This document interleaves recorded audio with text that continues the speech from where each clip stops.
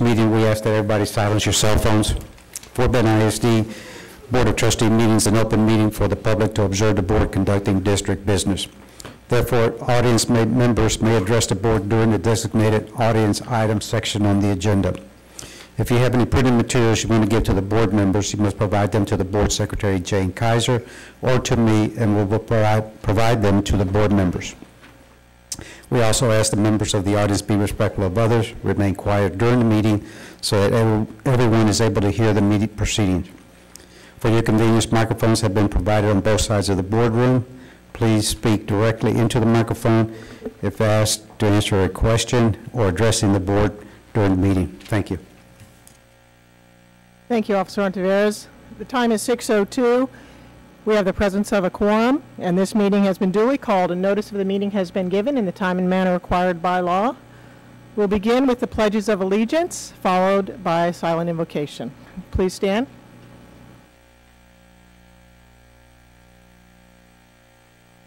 Allegiance to the flag of the United States of America and to the republic for which it stands, one nation, under God, indivisible, with liberty and justice for all. Honor the Texas flag. I pledge allegiance to the United Texas, one state, under God, one and indivisible. Will you please remain standing for a silent invocation?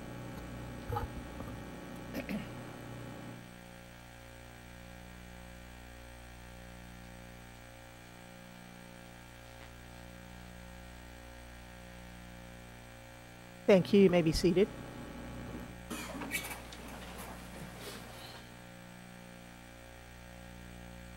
The next item on the agenda is recognitions. Dr. Dupree. Thank you, Mrs. James. If the board would join me in front of the dais, we will recognize some outstanding staff and students from Fort Bend.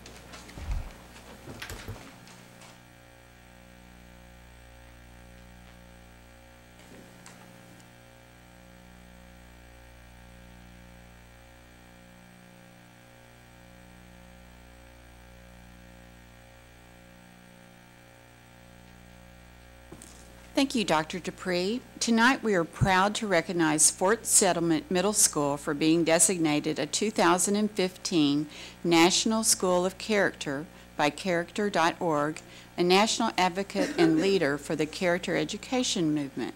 Fort Settlement was recognized for having demonstrated its use of character education and development to drive a positive impact on academics, student behavior, and the school's climate.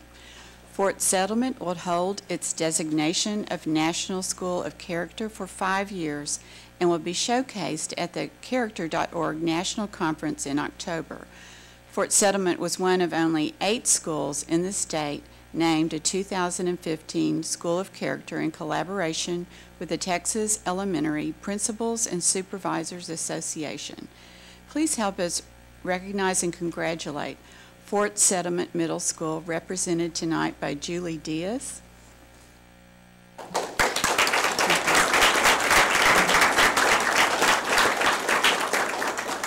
Julie has been principal at Fort Settlement since 2009, and as you know, she will be the new principal for Travis High School in the 2015 school year. We also want to recognize Susan Bacus, Campus Improvement Specialist.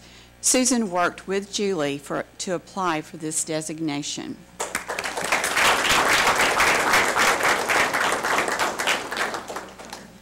We also want to recognize Mike Hadachek, the new principal for the 2015-16 school year at Fort Settlement, who will continue with the character education and development programs at Fort Settlement.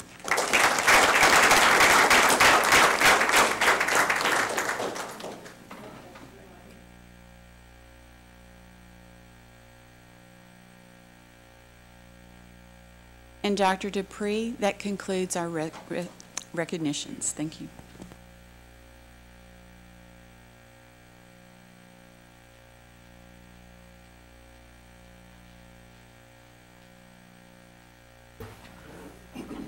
I would, they weren't recognized formally, but we do have the lead counselor, Claudia Teixeira. Did I say that right? Say it. Teixeira from Fort Settlement, and Jennifer Williams, the associate principal, is also with us. Or did I give you a promotion? Assistant principal. And I know they're as instrumental as the others in executing on that. So thank you all for being here. That concludes. Thank you, Dr. Dupree. The next item on our agenda is audience items. And as Officer Ontiveros said, you'll have 3 minutes to speak. Mrs. Tossan will be timing you, and she'll let you know when there are 30 seconds left on the timer so you can conclude your remarks. Our first speaker tonight is Terry Earls.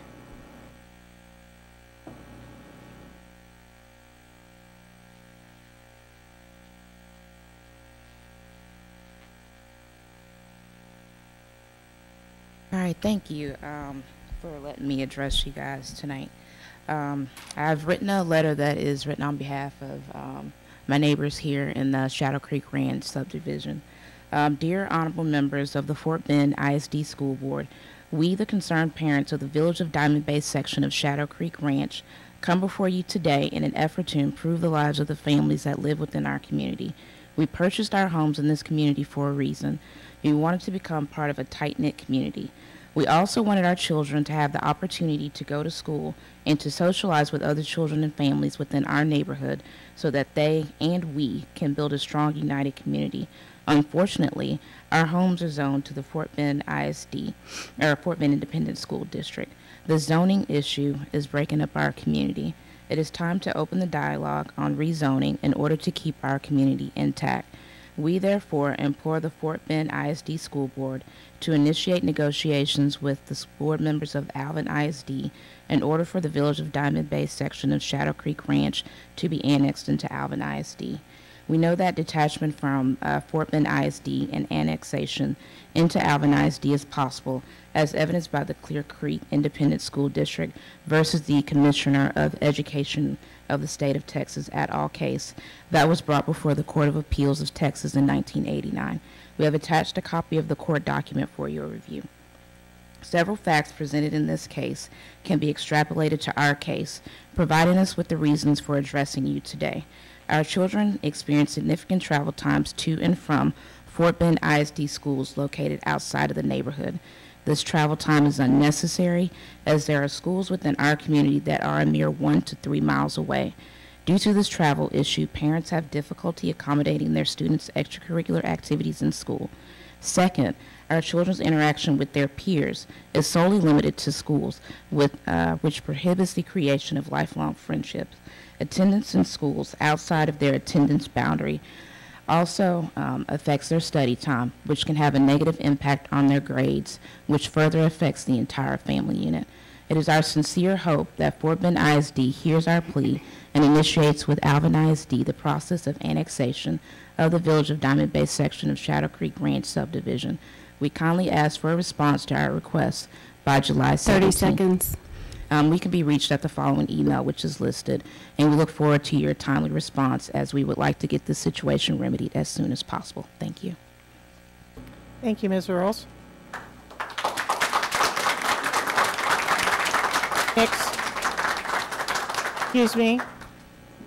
The next speaker tonight is Rhonda Owen Williams.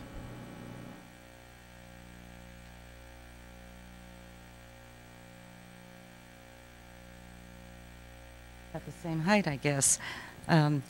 Good evening. Thank you for allowing me the opportunity to speak before you tonight. I'm a parent at Dulles Elementary School District. I also have a child in Dulles High School. I can't help but notice how quiet it is in this room. And this is because of a time-honored tradition that we have quiet when speakers are speaking to a group. And the reasons are so that you could listen to the speakers and so that my voice can be heard. This is something that we should cherish. Unfortunately, at Dulles Elementary School, this is the issue I want to bring before you, the children and the teachers do not have the benefit of quiet classrooms. They have no walls. They have partially enclosed walls, but they don't have completely enclosed walls. Imagine how difficult it is for a 2nd through a 5th grade child to listen to his or her teacher to focus on a test, to be able to concentrate when the noise is wafting around the hallways from 9 or 10 other classrooms, a couple of hundred other kids that they're having to listen to. But we're not here to debate the efficacy of open classroom concepts. That has already been debated before this board 12 years ago, and the district came down resoundingly in favor of having closed classrooms. In 2003, there was a bond issue in which some funds were allocated to partially enclose the classrooms at Dulles and some of the other elementary schools in the district. Yet by the year 2005, this project had not been completed. At that time, specifically with respect to Dulles, Mr. Dupre at the time was quoted as pointing out that it would not be fair to fully enclose Dulles classrooms because there were other elementary schools within the district that did not have walls or enclosures in their classrooms. He did state, though, at the time that the planning would facilitate the future ability to fully enclose the classrooms at Dulles. That was in 2005. We are now in 2015, and yet Dulles has no walls. In 2007, another bond was issued, and subsequent to that, 6 other elementary schools in the district were enclosed, but Dulles was not. The board has to consider, I think, 2 very fundamental issues with respect to this issue, and that is, number 1, we need to provide a sound learning environment for our children. Many parents have been withdrawn from the school, have withdrawn their children because of this issue. Secondly, the security and safety of our children. The district's policy or mandate the classrooms be locked can in no way be honored because of this. Please consider having this done this summer. Time is finished. Thank you. Thank you, ma'am.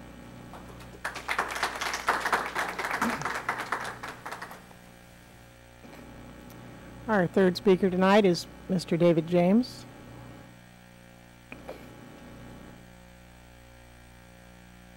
So, Dr. Dupree and Madam President and members of the Board of Trustees, my name is David James, and on a little bit of a lighter note than some of the previous speakers, I wish to address a non-agenda item and wish my lovely bride, Grail, of 30 years today, happy anniversary. I love you, and may you have a short meeting so we can get some ice cream. Thank you.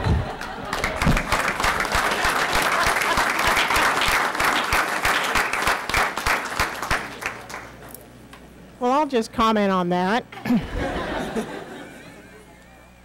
I don't know that it is, but I'll take a moment of privilege.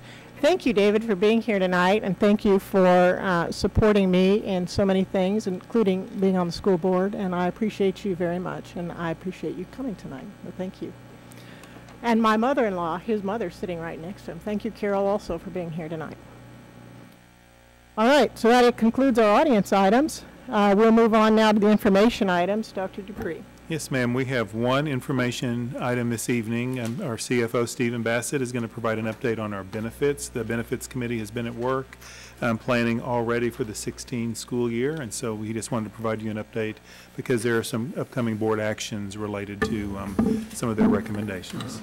Steve? Thank you, sir. Get situated here, okay.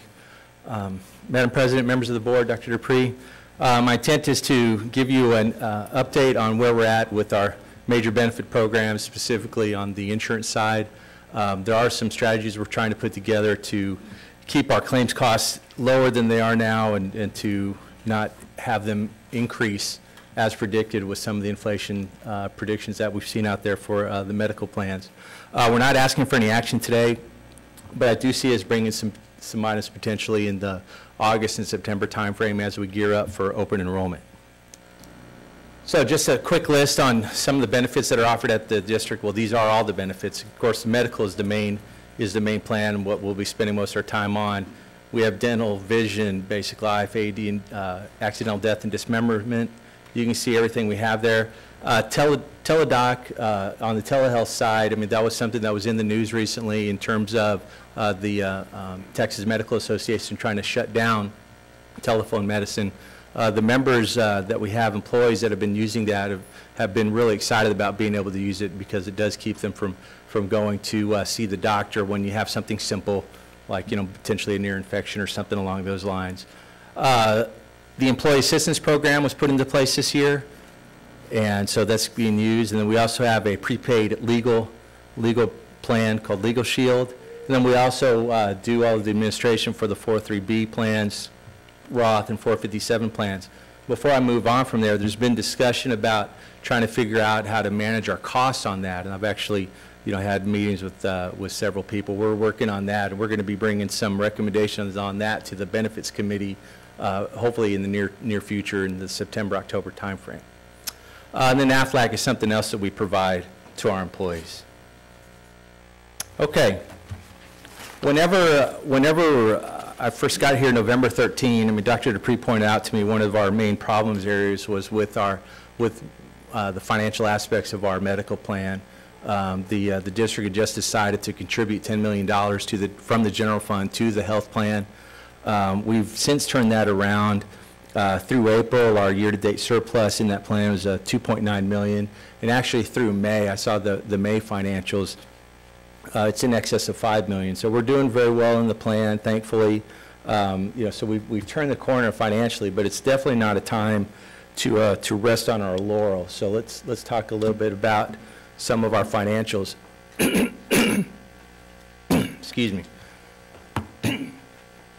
Okay, so we've realized a 5.6% decrease from a claims perspective. Medical claims in particular have decreased by 7.4%, and what, you know, it's really attributable to our move to United Healthcare, and I'll touch on that in a second. We do have 15 individuals whose claims exceeded the 100,000, but none have exceeded the stop loss that we have of 450,000. Some of those, you know, may happen as the year progresses, hopefully not.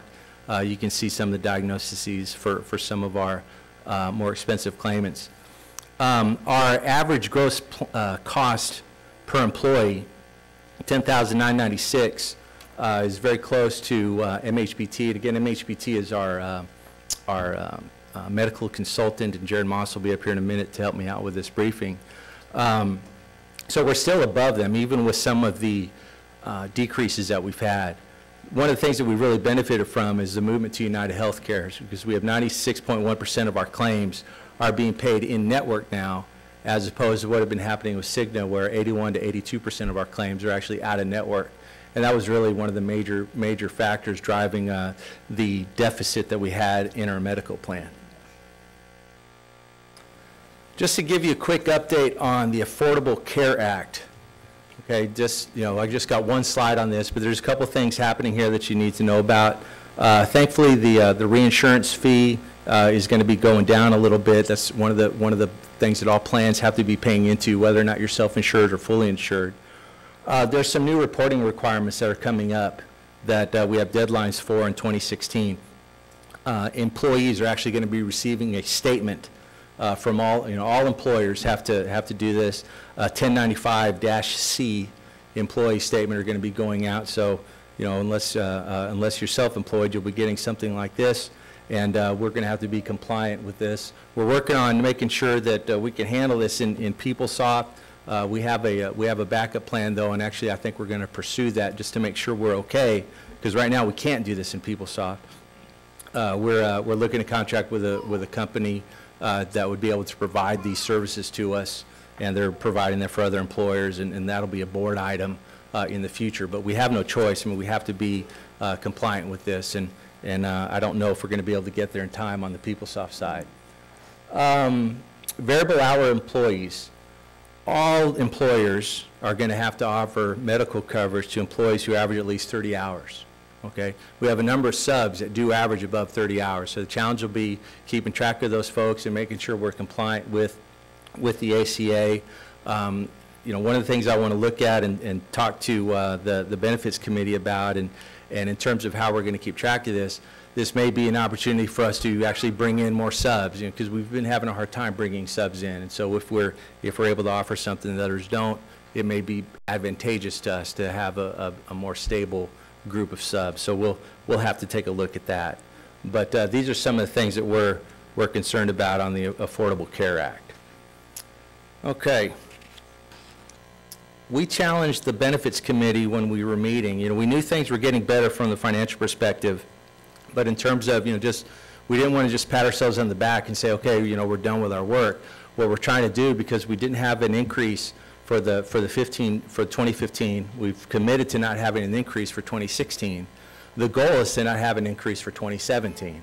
The only way we can do that, we feel like, in the face of other pressures from the Affordable Care Act, pressures from medical inflation and such, is to really look at some strategies and think about, what could we do to either keep our claim costs, make them less, or actually slow the rate of growth. And so that's what we're trying to do, and some of the things we're going to talk about today. So we got a lot of input from the Benefits Committee on some of the things we're going to talk about here. So before I bring Jared up, I'm going to talk about some of our demographics and concerns about our population. So our risk profile is 9% higher than the norm, according to our consultant. The norm is 6%. We have almost 1,000 members who are considered high risk. Those eventually turn into large claims. Some breakdown on that: 38% of those have one or more chronic condition. We have 902 members with diabetes, with 50% of those are considered high risk. Musculoskeletal is one of our major issues. That's the second highest expense at the district. 3,000 members are involved with that. That's almost a third of the population. We have just over 1,900 impacted by heart disease. And then just what's interesting, 6.7% of our members are driving 74% of our spend, okay, in 2014. And you can see the norm for the industry is 6% driving 60. So our high-risk employees really are more expensive than the average. And so we're trying to come up with strategies to address that. And then the bottom here is that, in 2014, we had 54 claims of over $100,000, where the norm for a group our size would have been 37. So you can see, there's definitely some high-risk folks there. So some of the, what do we have on the plus side? Okay, the great thing is that, we have over 90% of our employees and spouses participating in the health risk assessment and the biometric screening, okay, which is great. We changed to United Healthcare, and that's, certainly helped us. There's certainly been some plan disruption, and there always will be whenever you're going through a change. But the numbers are certainly bearing out that that was a good move. We introduced Arasti last year. Arasti is we have a slide on that here in a little bit, but it's a way to help with our musculoskeletal issues that we have. Of course, Teladoc is new this year. The EAP plan is new. And then we started a pilot for an app, a phone app called Engage, and it's a communication tool. And we'll talk a little bit more about that.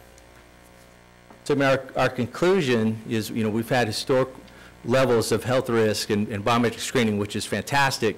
But the point I bolded there is that information hasn't been used to quantify and then assist those who are more at risk. We've certainly had Cigna calling folks in the past, and now we have United Healthcare calling folks in the past. But typically, when the insurance company calls them, unless they're initiating a call, they just usually hang up, or they don't even take the call. And so we want to look to see if there are ways that we can improve that level of engagement.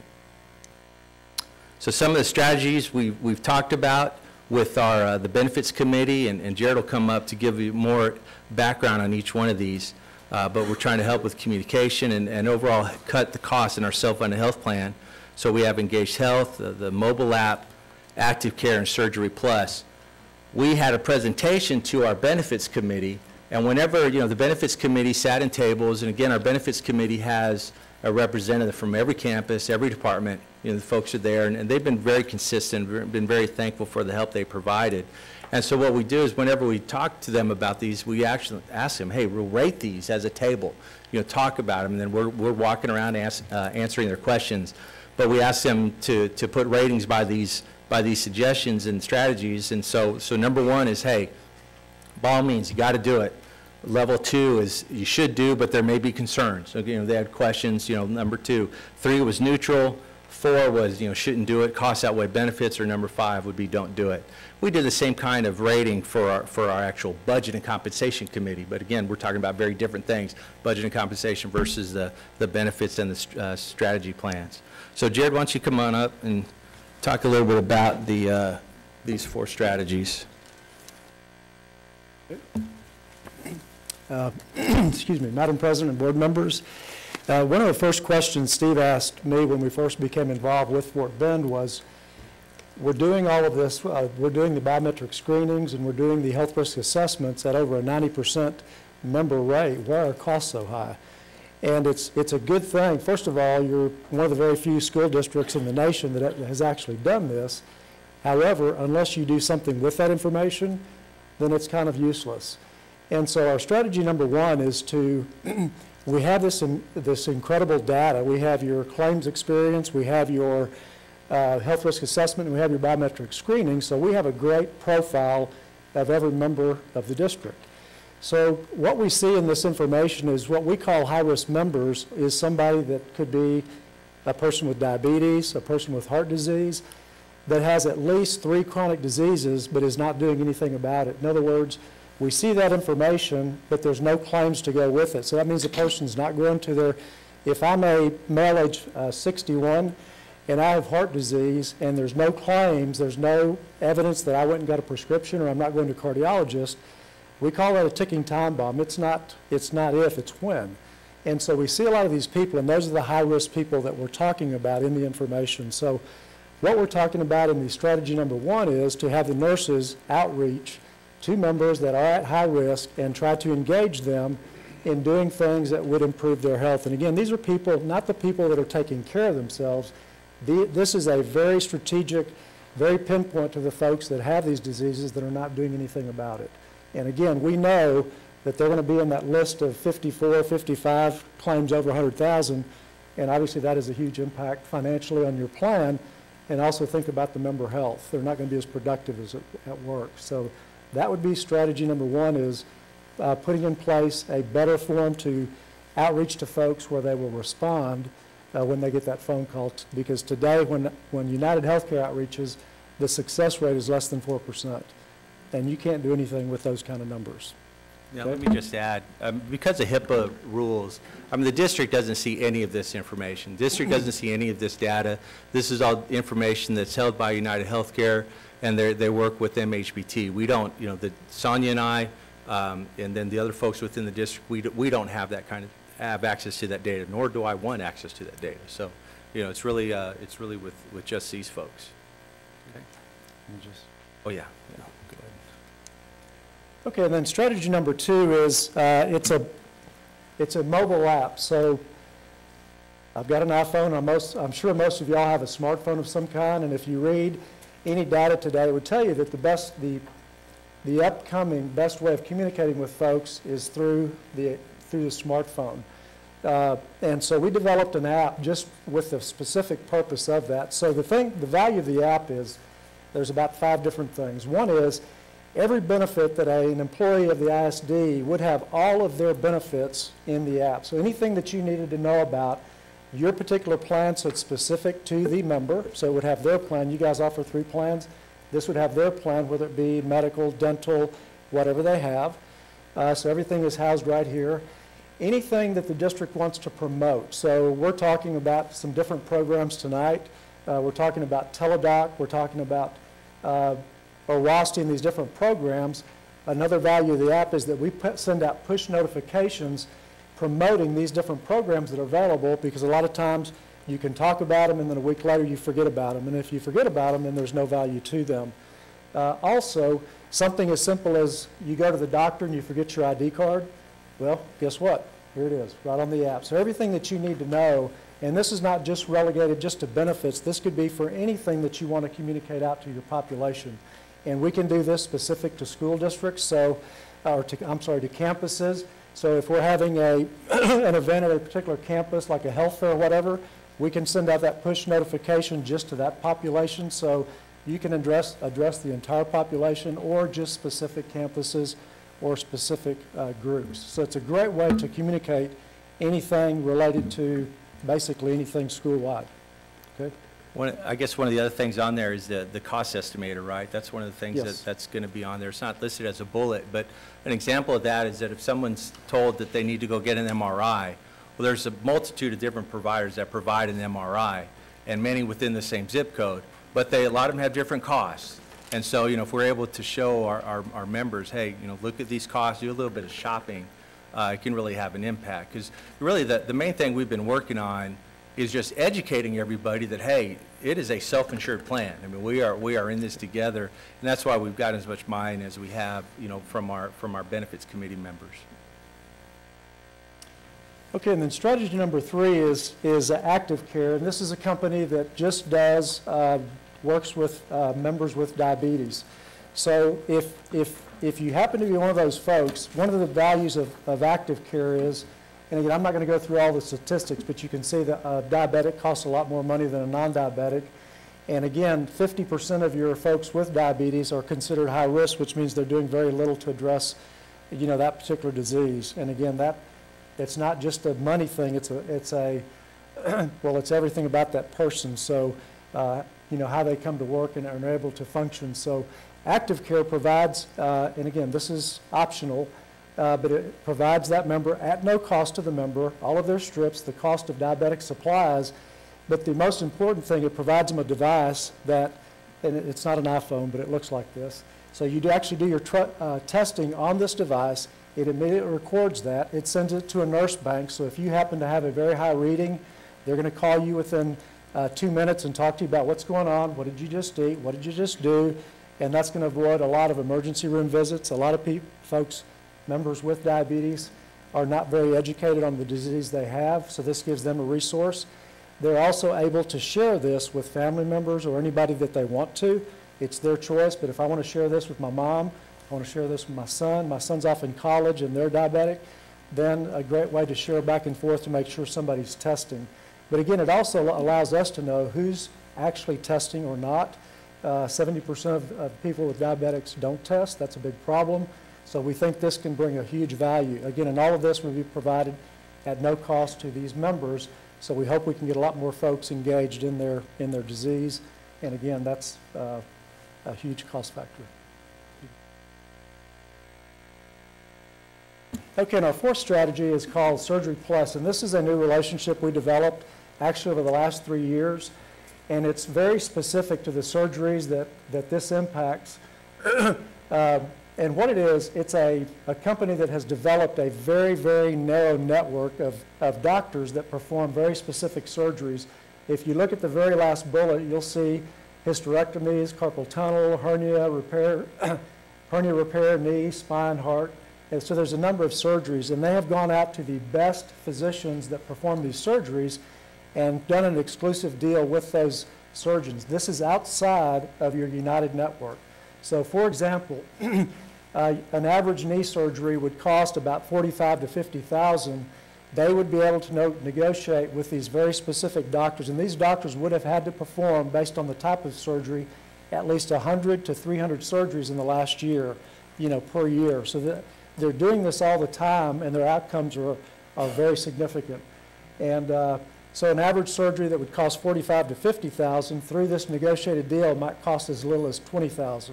So you can see the differential, and the good thing for the employee or the member, zero cost. Now that's your call, but that's what we recommend because that would get somebody to want to go use that. And again, the member gets to call, have a conversation with Surgery Plus. They can decide, I really like this, or no, I don't like it, I'm just going to go through United's network. It's their choice, but the better we can promote this, the another value of the app, we're going to promote these programs so that people will, if they think about them, we hope they'll use them, which obviously then impacts the cost in a big way. Okay? We're really excited about Surgery Plus. This is a very, their company listing is pretty impressive. Okay. All right, and so again, we're promoting Rosti this summer. Everybody's going to have, I think the first visit is free. Again, this is something that is affecting non-skeletal. These folks, do more soft tissue, assistance, and to just try to help people with their shoulders and their knees and their ankles and everything. I've been there. My daughter's been there, and overall, I mean, I've been pretty happy with their treatment. but it's something that is to help us with our musculoskeletal expenses. So just to give you, in summary, what we're looking at is some of the costs of the programs. You can see some of the costs there on the Engaged Health, 7.5 per employee per month.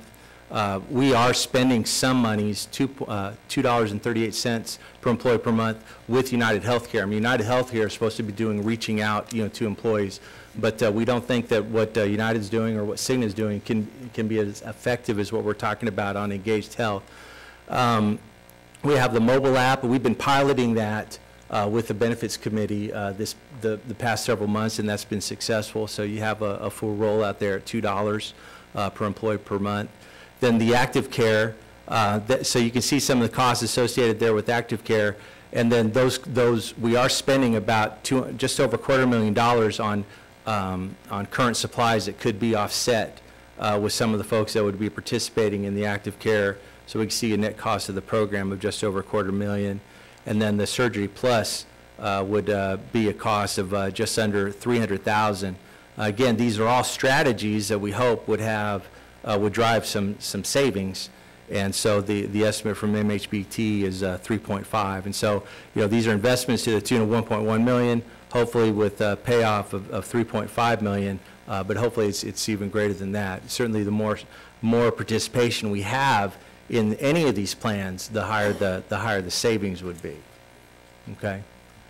Anybody have any questions on these before I move off this slide? Mr. Rosenthal.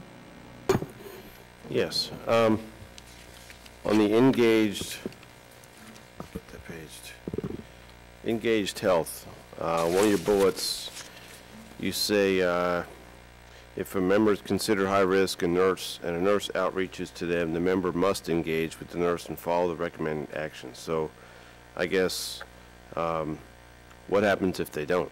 Because yeah, well, it seems like that's our problem. Right. What we're going to talk about with the benefits committee in August and September when we reconvene is that, if we do these programs, what is it going to look like? What is practically the stick? I mean, right now we have, the carrot and the stick on the biometric screening is, $20, per check and whatever else. I mean, there's financial incentive, for folks to do the biometric screening. And so it'll be something similar, for the Engaged Health and same for the active care. But what exactly that looks like, we're going to run through the benefits committee and get their input. Thanks. Any other questions, Mr. Birdie? Excuse me. How are we going to educate the employees about these different programs or strategies that you've been talking about? And will there be somebody here in Fort Bend ISD that they can call to maybe help guide them? Because my concern is if they're not even educated on their own disease, how they would be educated on ways to save money. No, absolutely. I mean, besides the things that they'll receive electronically, I mean, one of the things, a benefit that we have from United Healthcare that you didn't see in here, but one of their stronger reps is actually going to be with our district full time, going school to school. We have 3 FTEs that are going to be benefit, coordinators. We have senior benefit coordinator and 2 others. We think we may have filled the senior position. We have 2 others that person will help us interview.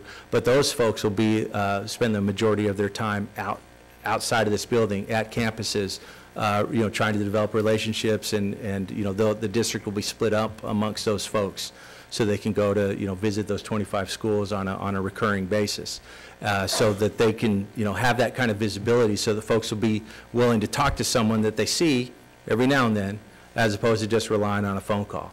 But then we do have our own staff here that'll have the access to these and understand these enough to be able to answer questions. Okay, thank you. Mr. George? Yeah, I'm just piggybacking on Mr. Bedin was asking. I really believe in proactive, care. Are we promoting that? Because you're talking about a lot of good things, and I was just sitting here and listening to it, and like Jason said, if people don't know, then education is the best way to deal with that. So are we promoting preventive care? If we are doing it, how we are going to do it? and at what extent we are looking to educate our participants. Well, we do send out information, I mean, encouraging preventive care. I mean, with regard to the biometric screening, one of the things we made sure, that we tried to make sure employees knew about was that, they didn't have to do the screening process at their campus or here at the building. They could go see their own doctor, and that would have been completely paid for, completely covered. Now, that would have cost the district more money on a per-visit basis, obviously, but we certainly felt like as a committee that that's worth the investment because they're engaging with a provider and getting that information and developing a relationship that'll hopefully, keep them on the healthy side. And so our preventive expenses are covered at 100% in our plans. And so we have an ongoing communication hill to climb. I mean, there's no doubt about it. I mean, if every one of our employees totally knew, as much as our benefits committee folks did, that'd be fantastic. Because some folks still don't understand that the concept of being a self-insured plan. I mean, they think that, Cigna was a bad guy or United Healthcare is the bad guy. I mean, it's just, it's just not that way. And so we have an ongoing hill to climb, but there's multiple ways to communicate, and we're going to err, unfortunately for some, we're going to err on the side of over-communication because that's the only way we can do it. Do we have any district employees, currently we are, holding meetings or, campus-wise, some kind of education? We don't per se. I mean, we have wellness events that are out and about, but not on a recurring basis to the extent that what I was referring to when we get those other three folks. We have 4 full-time benefit employees here in the building. I do want to recognize Sonia Curtis, our benefits director. Wave, Sonia. Sonia's doing a fantastic job, not just with benefits, but also with payroll. So she's got a lot on her plate. But from the benefits perspective, she does a fantastic job. And so we have folks here that are on the phones, constantly, and they're also helping with all the screenings and such. But I'll feel a lot better about that outreach once we have those folks in place. Thank you, sir. Any questions? I think that's it. Okay. All right. Let me get back to this other part here.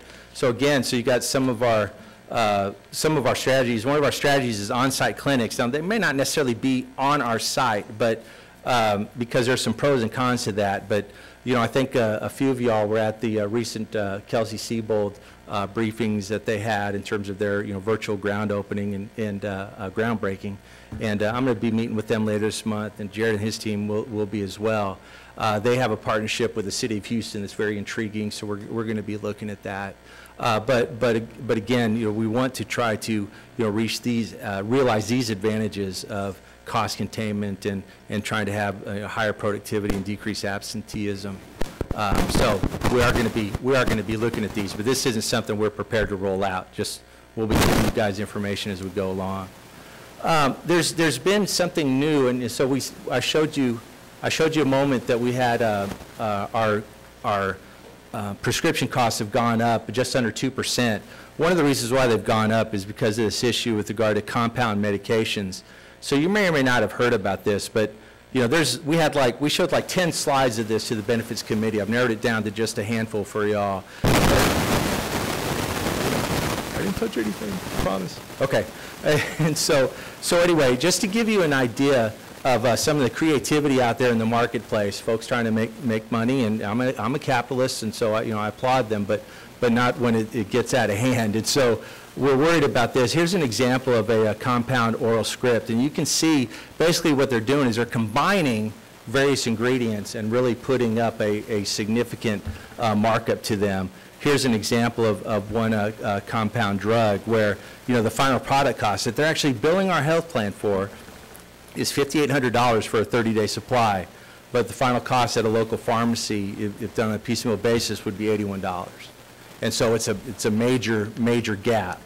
So let me just tell you how I got clued into this. And so, I'm not going to read this. I'm just going to tell you our personal story. So, my wife's covered on our plan. She had an issue with her elbow, and her orthopedist said, well, hey, I want you to try this compounding, this compound cream or whatever. And Carolyn was like, well, okay, we'll give it a shot.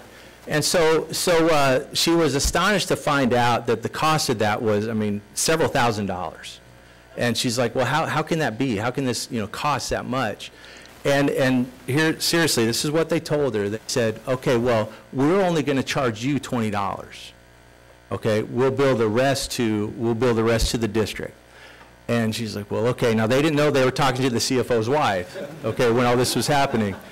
And so anyway, it happened to the extent, there's a lot of strategies they do to bill multiple times and back out the charges to try to confuse people.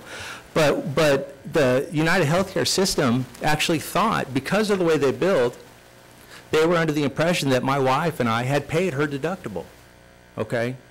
You know, I mean, they didn't show anything that we hadn't. And so when another claim came through, United Healthcare sent to Carolyn a check of over $500. And so I was alarmed when we got this check, because I'm thinking, well, if that's happening to Carolyn, how often is that happening, you know, throughout the rest of the district? And so clearly, you know, I before we even got that check, I alerted, you know, Jared so he could start talking with United Healthcare. So we've been working a lot on this issue, and there's clearly some potential fraud for this, and I'm trying to make this a short story. But basically, you can see if we're trying to mitigate some of our exposure here, and so we're trying to exclude above a certain dollar amount without more authorizations and such. So if that had happened, if we'd had those exclusions in place, we would have caught, if I'm reading this right, Jared, we would have caught with 344 instances, 54 folks that were in this to the tune of $321,000. So I mean that's major cost just for 3 months. You could see beneath that threshold there'd be 75 people with 438 prescriptions for 106,000. So what we are going to be doing, and we're going to be rolling out, you know, effective in July, is to exclude some of the things that have been covered on the compound side. Okay, but we're working with United Healthcare on that. Really, the folks that haven't received anything, it's not really going to be noticeable to them. The folks that are actually in this, though, we're working on a communication to them with the help of United Healthcare. But as you can see, there's a real potential for fraud and abuse. There's physicians that have been recruited to this. Physicians are getting a certain amount, you know, per prescription that they do, and obviously that's problematic. Okay, last but not least, well, this is least in comparison to what I just talked about, but this is certainly an important issue. Well, we have Legal Shield, which is again a plan to help our employees, and it's voluntary. They can sign up with Legal Shield, but Legal Shield is now offering an identity theft component. Okay, and so this is something that would cover these benefits, credit reporting, and score analysis. But then also they feel like they have some product differentiators in comparison to services like LifeLock and stuff like that, in terms of, you know, more proactive consultations and family coverage, you know, and restoration. And so we're going to talk to the benefits committee about that. We did briefly mention that at the last meeting. We'll give them some more information, but we see this as being part of our rollout in open enrollment coming up here. So you can see the cost of the Legal Shield that's in place now, and then you can see the identity theft, and if they do it combined, then they're able to save a little bit of money if they do both. So try to keep it short and sweet, but that's where we're at from a benefits perspective. We do see us, you know, bringing some agenda items in the future, the strategies, but then also that outside company through one of the regions that'll be helping us with that ACA compliance that I mentioned. That's something that we're gonna need to be doing.